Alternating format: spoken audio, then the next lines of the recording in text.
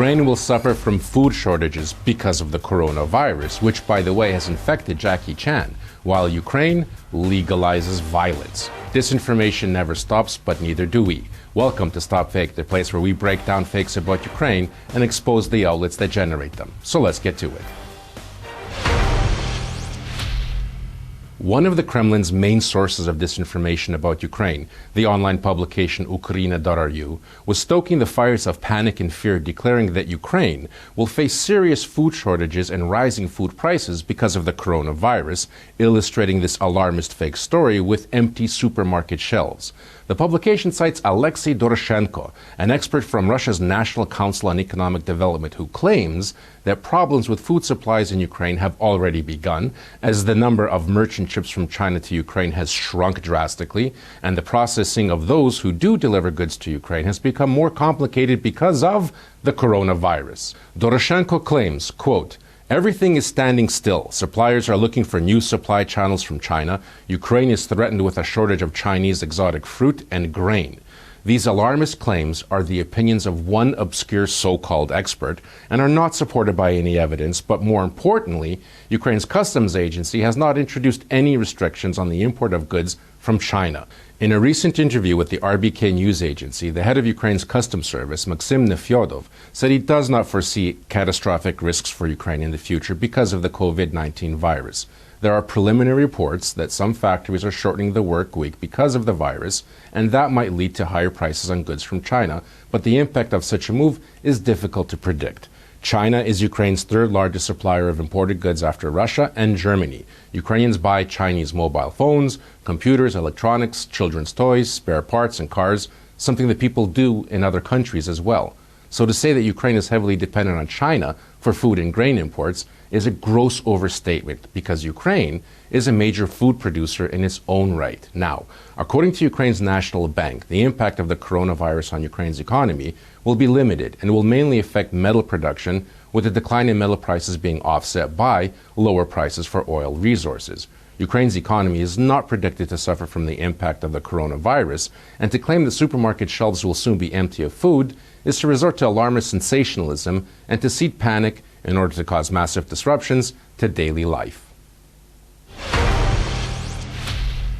Coronavirus hysteria continues to be an important story in the Western world. Our colleagues at EU versus Disinfo have found that although the volume of disinformation cases about the coronavirus leveled off this week, their creativity did not disappoint. There have been the customary claims that the virus is a U.S. biological weapon that was deployed against China, and President Donald Trump ordered American soldiers to intentionally spread the virus. By the way, this narrative has been aggressively peddled in Arabic language media. Numerous pro-Kremlin outlets also reported that Jackie Chan, the actor and martial artist, contracted the virus at a private party and is now under quarantine. But the Hollywood references didn't stop there. Disinformation outlets jumped on the opportunity to exploit parallels to the 2011 movie Contagion about a fictional pandemic, coincidentally, of a virus that jumped from animals to humans that kills 26 million people in a month. The movie has become very popular again, ranking in the top 10 movies watched on iTunes recently. And Russia's main international disinformation outlet, RT, took this comparison a step further, claiming that the film, a Hollywood film, is evidence that COVID-19, the coronavirus, is in fact an American invention and designed to selectively target America's enemies, because Hollywood is part of a vast conspiracy involving several agencies of the U.S. government who hire screenwriters and producers to prepare the population for something in the future. Just like a sheep in wolf's clothing, pro-Kremlin outlets accuse others of exaggerating the threat to public health and causing panic. The reality is, Russian disinformation outlets are themselves deliberately spreading conspiracy theories to sow chaos and fear, convincing people to trust the lie and doubt the truth.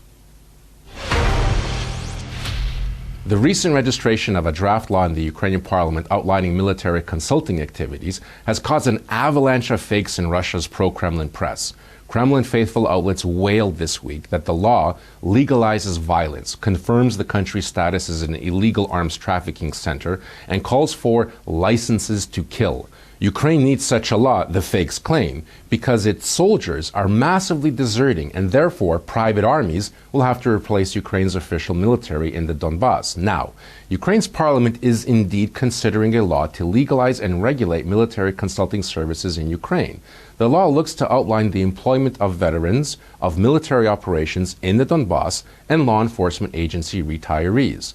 The draft proposes to allow Ukrainian military consulting companies to provide third parties and countries with such services as training, military equipment maintenance, military construction, mine clearance, medical security, and mediation services. The bill also emphasizes that companies that provide these services in the future are strictly forbidden to take part in hostilities during armed conflict, are banned from overthrowing the constitutional order, seizing power or territory, and cooperating with states that the Ukrainian parliament has declared to be aggressors, such as Russia, its representatives, and citizens.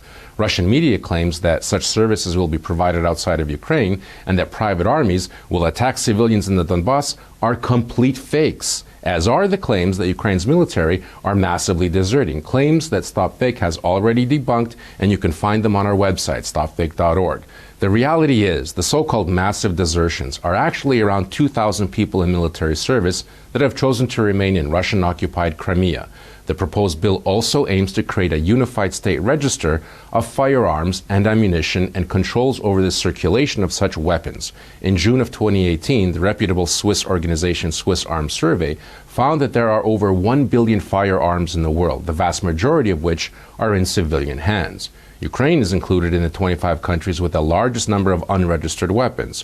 What Russian media conveniently forget to mention is that Russia is much higher in this rating than Ukraine, being in 5th place with over 17.6 million pieces of illicit unregistered firearms in the hands of civilians. Ukraine is in 22nd place with 4.4 million unregistered pieces of weaponry held by civilians. And finally, the bill that Russian media claim is a license to kill and will legalize violence has yet to be reviewed by the relevant parliamentary committees. A similar draft bill submitted for consideration in 2018 languished without being considered, only to be withdrawn 6 months after it was introduced.